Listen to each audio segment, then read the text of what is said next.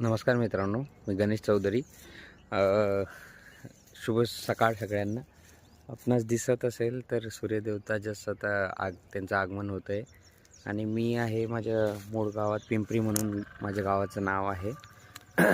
तर सकाळी जॉगिंगला निघालेलो. आता ऑलमोस्ट 7:30 झालेले. जॉगिंग वगैरे करून थोडासा एक्सरसाइज करून परत आलेलो. तर तुम्हाला काहीतरी दाखवायचं होतं, त्यासाठी हे बनवलेलं. तर जस्ट एक सेकंड. तर बघा, हे एक फील्ड आहे. हा मेन रस्ता आहे, इकडनं मी उतरलो खाली. तर बघा, या फील्डमध्ये अगोदर मी थोडं तुम्हाला काही गोष्टी दाखवतो. तुम्हाला दिसत असेल तर बघा, मी ही माती हातात घेतलेली आहे.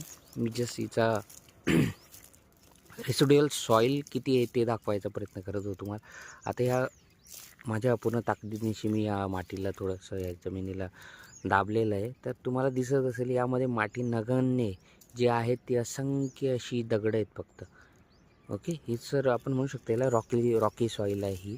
यामध्ये जो टॉप लेयर आहे तोही बराचसा दगडांनीच बनलेला आहे. आणि तुम्हाला दिसत असेल की दगडं दिसत आहेत का तुम्हाला, थोडीशी ब्ल्यू कलरमध्ये. त्याचं कारण काय आहे की इकडे ह्या सॉईलमध्ये होऊ शकतं की नॅचरलीच कॉपरचं पर्सेंटेज जास्त आहे आणि जेव्हा ते एअर आणि ऑक्सिजन आणि वॉटरच्या कॉन्टॅक्टमध्ये येतं आहे त्याचं ऑक्सिडेशन होतं आहे. तर त्यामुळे हे सॉईलमधले जे स्टोन्स आहेत किंवा दगड आहेत ती ब्ल्यू कलरची दिसतात. आता पुढे जाऊया आपल्या मेन मुद्द्यावरती.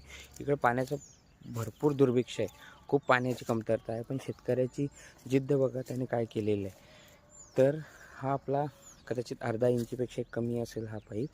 तर याच्याने त्यांनी काय केलं आहे, त्यांचा बोर कमी पाणी देतो म्हणून दर मला वाटतं किती 3 फुटा किंवा 3 नाही दर 5 फुटावरती त्यांनी अशी नळाची हे तोट्या बसवलेल्या आहेत. आणि हा पाईप आहे तुमचा, हा होऊ शकेल तुमचा 1 इंची असेल.